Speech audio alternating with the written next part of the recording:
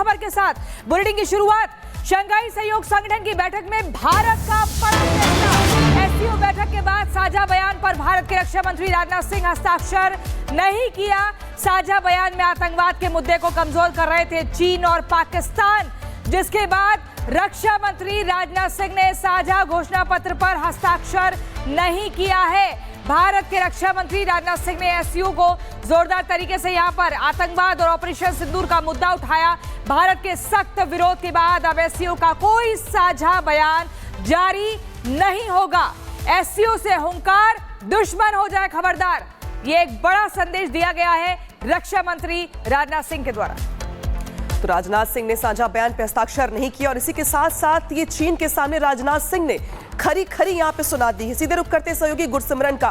गुरसिमरन, भारत ने अपना रुख साफ कर दिया और ये कह दिया है कि अब यहां पे आतंकवाद और बातचीत एक साथ नहीं चलेगी। अपने आप में ये बड़ा संदेश दुनिया भर को भारत की ओर से।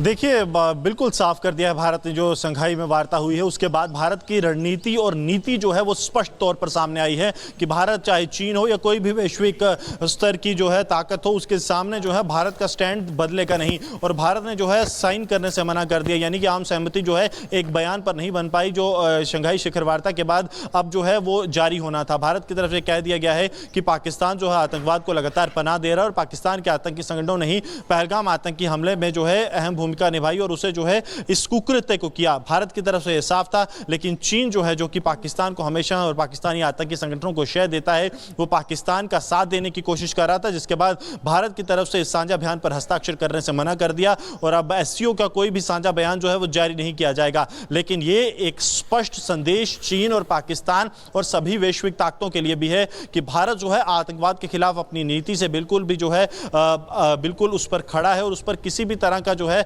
भारत की तरफ से कॉम्प्रोमाइज नहीं किया जाएगा। और यह बात चीन को भी बिल्कुल अब साफ स्पष्ट शब्दों में बता दी गई है। इसमें कोई शक नहीं कि 2020 के गलवान की जो घटना हुई उसके बाद पहली बार जो है राजनाथ सिंह चीन पहुंचे थे, लेकिन वहां पर भी भारत ने अपना स्टैंड बिल्कुल साफ कर दिया कि आतंक पर भारत जो है किसी भी तरह से अपने स्टैंड से पीछे नहीं होगा। और यही कारण था कि अब जो एक जॉइंट स्टेटमेंट आती है, एक जो है संयुक्त बयान साझा किया जाता है किसी भी बड़े सम्मेलन के बाद, वो अब जारी नहीं होगा, क्योंकि भारत ने कह दिया है कि जब तक आतंकवाद को पूर्ण तौर पर जो है निंदा नहीं की जाएगी, पाकिस्तान का जो है विरोध नहीं किया जाएगा, तब तक भारत उस पर हस्ताक्षर नहीं करेगा। बहुत शुक्रिया गुरसिमरन। और बिल्कुल भारत ने स्पष्ट संदेश दे दिया है और साझा घोषणा पत्र पर हस्ताक्षर नहीं करके रक्षा मंत्री राजनाथ सिंह ने कह दिया कि आतंकवाद से अब कोई समझौता नहीं। इससे पहले एससीओ की बैठक को भी संबोधित करते हुए दो टूक लाउड एंड क्लियर मैसेज दे दिया था राजनाथ सिंह ने कि पाकिस्तान जो कि आतंकवाद का समर्थन करता है, अभी भी ऑपरेशन सिंदूर जारी है, सुन ले। और ये चीन में घुसकर दो टूक कहा पाकिस्तान के रक्षा मंत्री के सामने कि आतंकवाद और शांति एक साथ नहीं चल सकते, आतंकवाद के एपिक सेंटर बच नहीं पाएंगे और कभी भी हम निशाना बनाने से संकोच नहीं करेंगे। पूरी रिपोर्ट देखिए।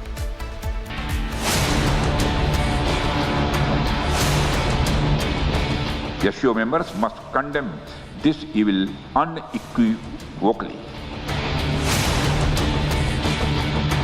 Are related to peace. पाक के यार के सामने रक्षा मंत्री की हुंकार। Any acts of terrorism are criminal and unjustifiable. आतंकी ठिकानों पर फिर करेंगे करारा प्रहार। मुल्ला मुनीर को राजनाथ की ललकार। And we have shown that epicenters of terrorism are no longer safe and we will not hesitate to target them. सुधर जाओ पाकिस्तान, अब की बार होगा करारा वार। India's zero tolerance for terrorism is manifest today through its actions. SCO की बैठक के लिए चीन की किंगडाओ में दुनिया के बड़े देशों के रक्षा मंत्री जुटे, लेकिन इस बैठक में सबसे तेज और सबसे असरदार आवाज थी भारत के रक्षा मंत्री राजनाथ सिंह की। दुनिया के सामने भारत ने फिर दोहराया, आतंकवाद को बर्दाश्त नहीं करेंगे, दुश्मन को उसकी भाषा में करारा जवाब देंगे।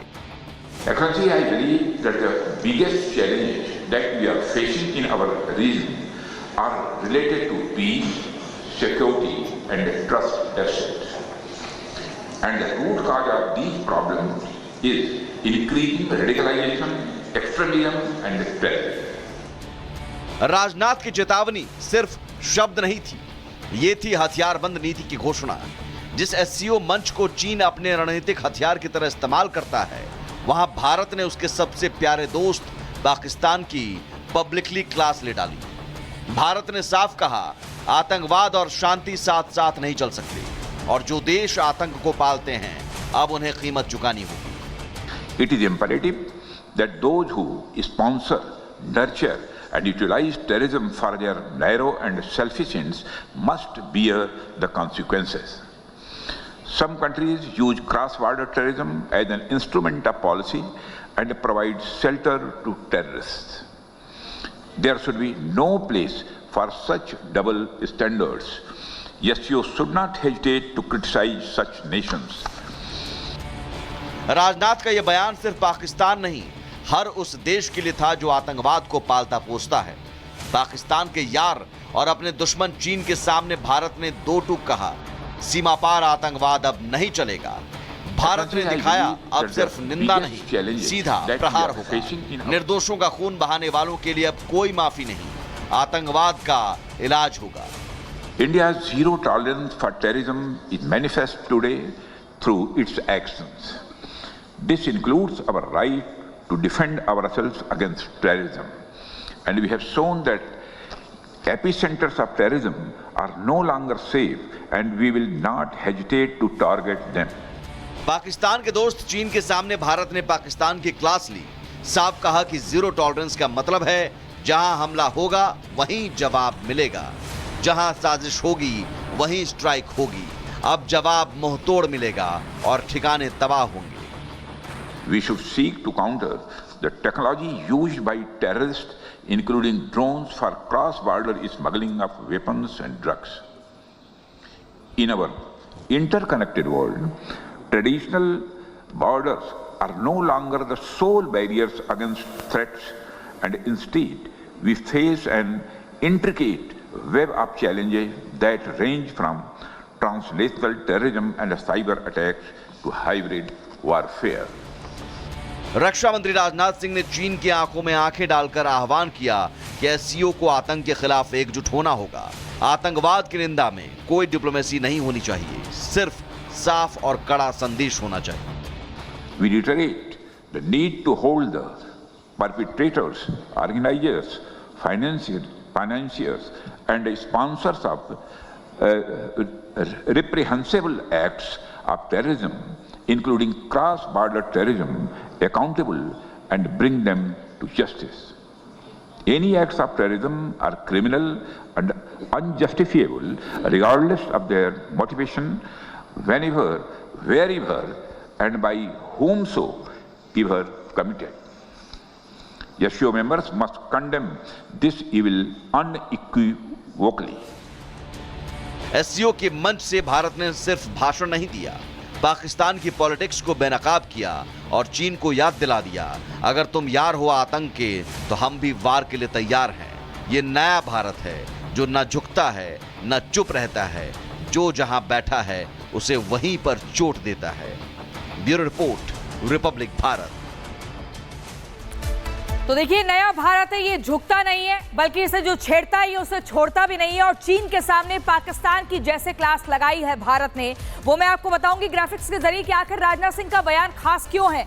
जरा गौर से देखिए, एससीओ मीटिंग में पाकिस्तान भी शामिल था और दो टूक राजनाथ सिंह ने क्या कुछ कहा आपको बताऊंगी। देखिए, चीन की धरती पर कैसे उसके दोस्त को नसीहत दे डाली है, पाकिस्तान को आतंक पर दो टूक संदेश दिया है।